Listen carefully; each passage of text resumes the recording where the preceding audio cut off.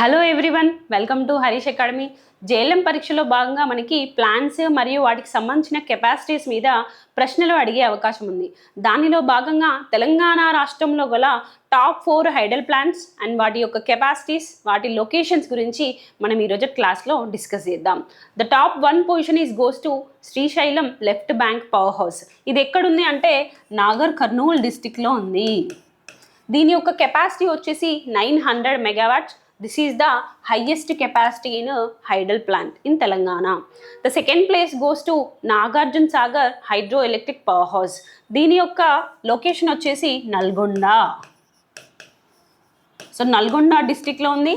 దీని యొక్క కెపాసిటీ వచ్చేసి 815.6 megawatts. Third place goes to lower Jurala hydroelectric power project. దీని యొక్క లొకేషన్ వచ్చేసి జోగులాంబ గద్వాల్. దీని capacity 240 megawatts. The fourth place goes to Priyadarshini Jurala hydroelectric project.